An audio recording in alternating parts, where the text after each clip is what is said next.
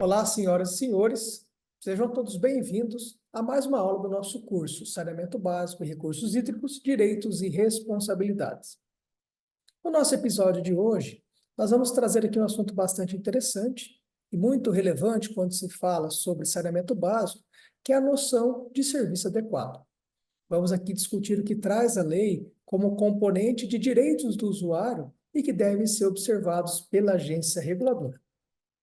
Aqui, muito brevemente, me apresentando, eu sou Carlos Roberto Oliveira, sou aqui o monitor dessa nossa aula, tenho formação jurídica, sou advogado, sou doutor e mestre em Direito pela Faculdade de Direito da USP, tenho um pós-doutorado em Direito Administrativo na Unesp, sou secretário executivo da Câmara Técnica de Assuntos Jurídicos e Institucionais da Associação Brasileira de Agências de Regulação. Também sou pesquisador do Centro de Estudos de Regulação e Governança dos Serviços Públicos da Unesp e atuo como diretor da agência reguladora Ares PCJ no estado de São Paulo. Olhando aqui de forma bastante objetiva o nosso tema de hoje, eu trago aqui um pouco do que a própria Lei 11.445 estabelece. Primeiro dizendo aqui que nós temos uma lei nacional, que é uma lei que traz as diretrizes nacionais para o saneamento básico.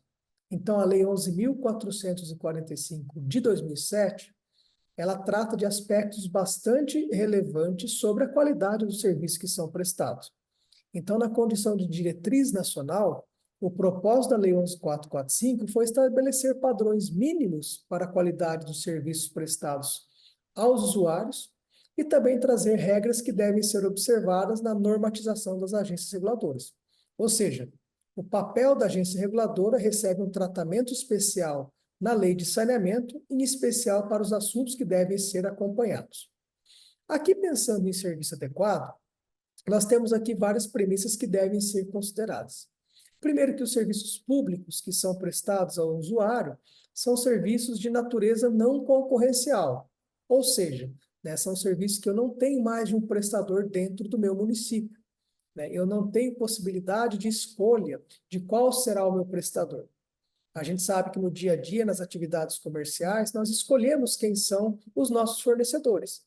Então, se eu gosto de um tipo específico de pão, eu compro da empresa A. Se aquele pão da empresa A não está muito bom, eu compro da empresa B para atender as minhas satisfações e os meus interesses. Quando se trata de serviço público, e principalmente o que a gente chama de serviços de infraestrutura, e um deles é o serviço de saneamento, eu não tenho competição de mercado. Eu não tenho várias empresas que estão prestando aquele tipo de serviço. Então, por essa lógica, como eu tenho um único prestador de serviços, eu, de certa forma, sou obrigado a consumir aquele serviço, não por minha escolha, mas por imposição da própria questão de prestação definida pelo município, eu preciso aqui ter algumas garantias a serem observadas. Esses serviços que não têm concorrência são os chamados serviços atuados em monopólio. Então, a ideia de monopólio é quando eu não tenho concorrência de mercado. E aí, dentro dessa perspectiva, a Lei 11.445 se preocupou bastante com a qualidade desse serviço para garantir aqui as prerrogativas e direitos dos usuários. E aí, especificamente no artigo 43, trouxe-se aqui uma ideia de quais seriam os requisitos mínimos para que esse serviço seja considerado adequado. Eu trouxe aqui para as senhoras e para os senhores esse conceito, e o artigo 43 ele diz o seguinte: a prestação dos serviços atenderá a requisitos mínimos de qualidade, incluindo a regularidade, a continuidade e aqueles relativos aos produtos oferecidos, ao atendimento dos usuários e às condições operacionais e de manutenção dos sistemas. Ainda no parágrafo 1º vai dizer que nós teremos padrões mínimos de potabilidade da água, e ainda no parágrafo 2º dizendo que a entidade ela vai poder estabelecer limites máximos de perda na distribuição, que pode ser reduzido gradualmente conforme verificados os avanços tecnológicos. Então, aqui, dá para a gente falar muita coisa sobre esse artigo 43.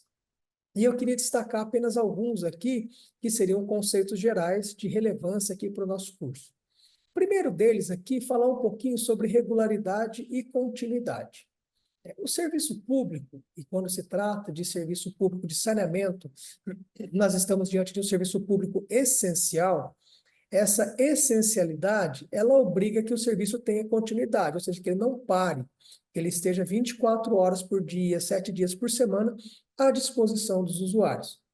Então, não é só o saneamento básico, mas muitos outros serviços públicos são classificados como serviços essenciais, e aí uma lei que trata sobre isso é a lei de greve, né, que vai falar quais são os serviços públicos essenciais, principalmente nessa ideia, né, a lei de greve fala sobre serviços essenciais, porque são serviços que não podem parar, então muitos deles, como transporte coletivo, como hospitais, como fornecimento de água, coleta de lixo, dentre muitos outros.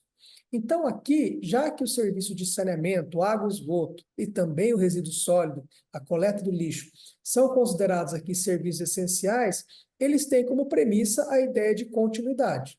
Então, a prestação regular e a continuidade sem ter interrupção. Então, a agência reguladora, ela tem dentro do seu papel, né, como uma das principais obrigações legais, fazer o monitoramento para que esse serviço sempre esteja à disposição do usuário.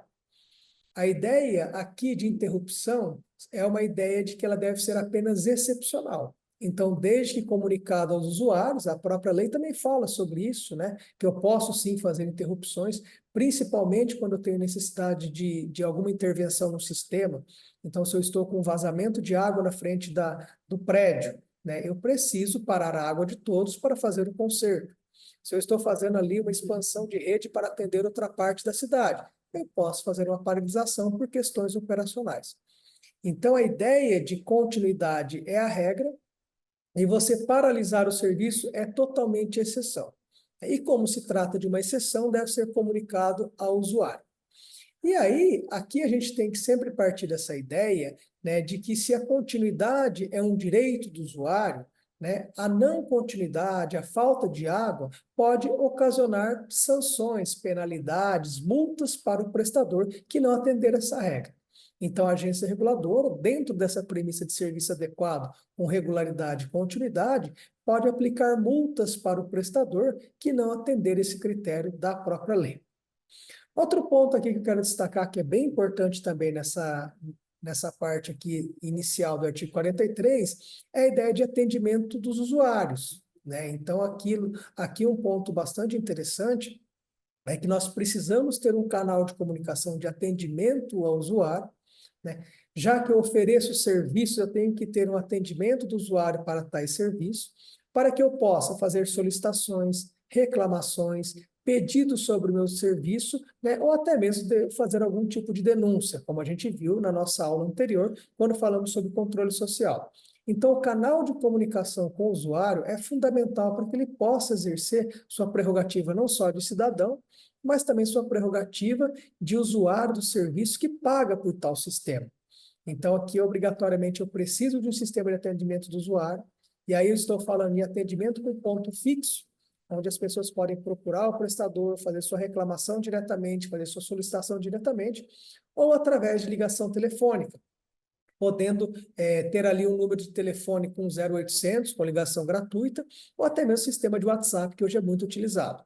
Outra forma também, outro canal bastante utilizado para atendimento do usuário é através dos canais de internet. Então, é muito comum hoje você acessar a internet, buscar ali no canal de atendimento do seu prestador e fazer a sua reclamação. Outra questão também que eu acho que é bem importante aqui, né, é o parágrafo 1º, quando a gente falou sobre potabilidade da água. A água que é fornecida para o cidadão, né, essa água que foi retirada do rio, recebeu um tratamento, chegou até a torneira das pessoas, ele tem regras de potabilidade. Ou seja, para que a água possa ser consumida de forma segura, sem qualquer risco à saúde dos usuários, tem regras específicas. Nós temos uma portaria do Ministério da Saúde, portaria número 888, que traz as regras sobre potabilidade. Então, quando a gente pensa, né, em critérios de potabilidade, automaticamente eu estou partindo da premissa que aquele prestador faz várias coletas, a vigilância sanitária da saúde acompanha também, a agência reguladora tem ciência sobre todos os indicadores de qualidade que devem fazer parte daquela prestação de serviço.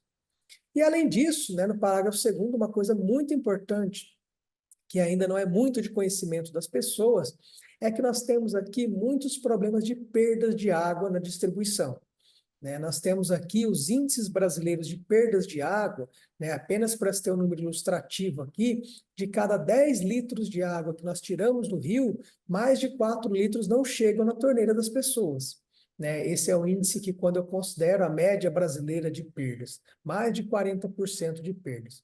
Então, um outro propósito aqui da lei e uma outra função da agência reguladora é criar limites, né, para que esse índice de perdas não seja excessivo e para que existam investimentos para cada vez mais reduzir esse número de perdas. Então, o grande propósito da lei é que no futuro nós ataquemos as perdas, né, e que dentro desse imenso número de ineficiência, superior a 40%, eu possa atender muitas outras pessoas. Então, um dos problemas do futuro, que é o índice de perdas, pode ser bastante resolvido quando eu faço investimentos em melhoria dos índices de perdas. E como é que eu conduzo esse processo de redução de perdas, né? Trocando tubulações das ruas, para que não tenha tubulação antiga que vaza muita água, trocando o hidrômetro na casa das pessoas para que nós não tenhamos ali, né, vazamentos ou hidrômetros que não marcam, ou pessoas que fazem gato, né? Esses acompanhamentos são extremamente importantes. E aqui, né, essa ideia de como então a agência ela direciona todo esse processo, né? Como é que eu faço então para acompanhar o serviço adequado? Então, aqui é importante dizer que nós temos uma legislação que garante para a agência reguladora prerrogativa de criar normas, então a agência coloca ali no dia a dia da prática do serviço várias normas, ela publica várias normas que são obrigatórias e devem ser observadas. Também aprova regulamento de prestação de serviço que tem essa finalidade de regulamentar os serviços que são prestados. Então, são questões bem técnicas do dia a dia, para que a gente busque cada vez mais essa eficiência na prestação do serviço e atua no dia a dia fiscalizando, olhando não só a análise de investimentos e também as questões financeiras, mas olhando também no dia a dia as estruturas que estão disponíveis para a prestação de serviço. Estação de tratamento de água, estação de tratamento de esgoto, tubulações, ou seja, num conceito mais amplo, a agência reguladora ele vai vasculhar todo o sistema para procurar as ineficiências e apontá-las para que haja uma correção por parte do prestador. Aqui na nossa bibliografia indicada, a gente sempre traz algum referencial para esse assunto do serviço de interesse local, que deve ser um serviço adequado, que é o serviço de saneamento. Nós temos uma parte aqui desse nosso folder que eu trago aqui, que é apenas a capa do livro, né, que trata sobre controle social da Escola Nacional de Administração Pública, que traz aqui, nesse módulo 3, quesitos de controle social e também de cidadania.